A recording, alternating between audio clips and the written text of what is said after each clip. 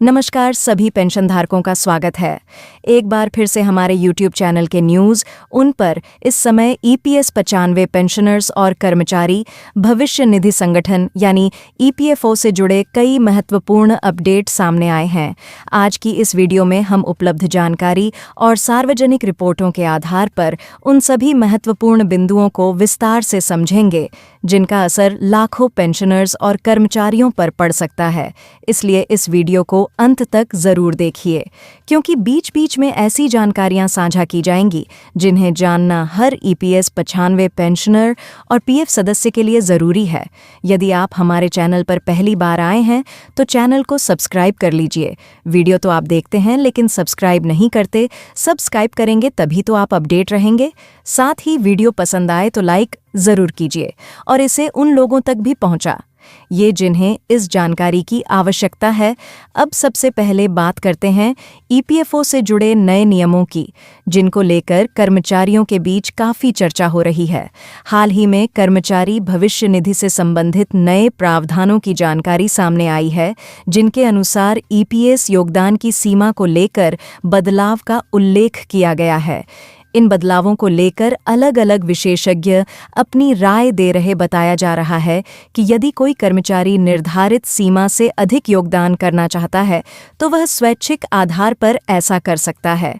वहीं अनिवार्य योगदान से जुड़े प्रावधानों में बदलाव का असर अलग अलग वेतन संरचना वाले कर्मचारियों पर अलग तरीके से पधारो में सकता है।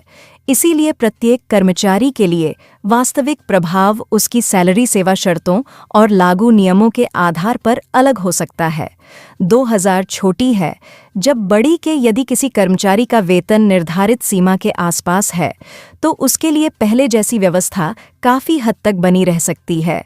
लेकिन जिन कर्मचारियों का मूल वेतन अधिक है उनके लिए भविष्य निधि में जमा होने वाली राशि और रिटायरमेंट के समय मिलने वाले कुल फंड पर प्रभाव पड़ सकता है। वित्तीय विशेषज्ञों का कहना है कि ऐसे मामलों में कर्मचारियों को अपने वेतन ढांचे और PF ये योगदान की नियमित समीक्षा करनी चाहिए ताकि भविष्य की वित्तीय योजना बेहतर तरीके से बनाई जा सके। हालांकि अंतिम प्रभाव प्रत्येक कर्मचारी की व्यक्तिगत स्थिति पर निर्भर करेगा और इसके लिए आधिकारिक दिशा निर्देशों को ही प्राथमिकता देनी चाहिए। एक और महत्वपूर्ण बात यह सामने आई है कि स्वैच्छिक योगदान करने का विकल्प पहले की तरह उपलब्ध रह सकता है। यदि कोई कर्मचारी अपनी भविष्य निधि में अधिक राशि जमा करना चाहता है तो वह संबंधित नियमों के अनुसार ऐसा कर सकता है। हालांकि नियोक्ता के लिए अतिरिक्त योगदान की बाध्यता पहले जैसी नहीं रहने की बात भी विभिन्न रिपोर्टों में कही जा रही है। ऐसे में कर्मचारियों के लिए यह समझना ज़रूरी है कि यदि वे भविष्य निधि में अधिक बचत करना चाहते हैं तो उन्हें अपनी वित्तीय योजना पहले से तैयार करनी होगी और आवश्यकता पड़ने पर अपने संस्थान या संबंधित विभाग से भी जानकारी लेनी चाहिए। अब बात करते हैं उन मुद्दों की जो लंबे समय से EPS 95 पेंशनर्स के बीच चर्चा का विषय बने हुए हैं। एक बार फिर से न्यूनतम पेंशन में वृद्धि और उच्च पेंशन से जुड़े मामलों को लेकर गतिविधियां तेज होती दिखाई दे रही हैं। छत्तीसगढ़ में राष्ट्रीय संघर्ष समिति की ओर से विभिन्न सांसदों को ज्ञापन सौंपकर पेंशनर्स की लंबित समस्याओं को संसद में उठाने की मांग की गई है।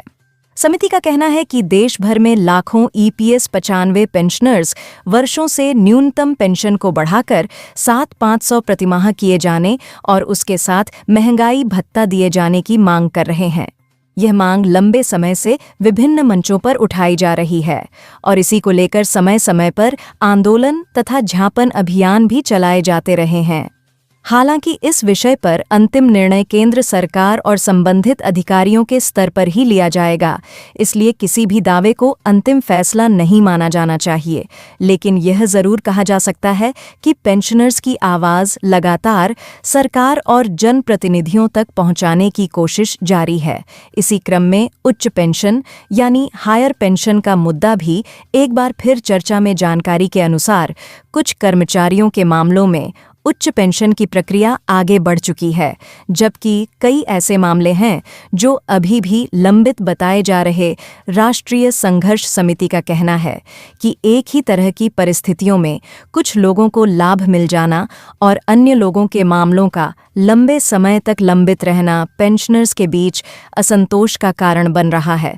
समिति ने यह भी कहा है कि जिन कर्मचारियों को पहले पात्र माना गया था, उनके मामलों का जल्द समाधान किया जाना चाहिए ताकि वर्षों से प्रतीक्षा कर रहे पेंशनर्स को राहत मिल सके।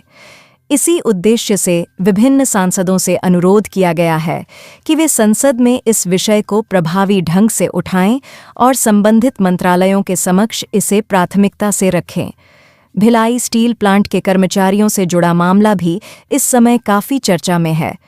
समिति का आरोप है कि जहां कुछ अन्य स्टील प्लांटों के कर्मचारियों की उच्च पेंशन प्रक्रिया आगे बढ़ रही है, वहीं भिलाई स्टील प्लांट के कई कर्मचारियों के मामलों में अलग दृष्टिकोण अपना गया है।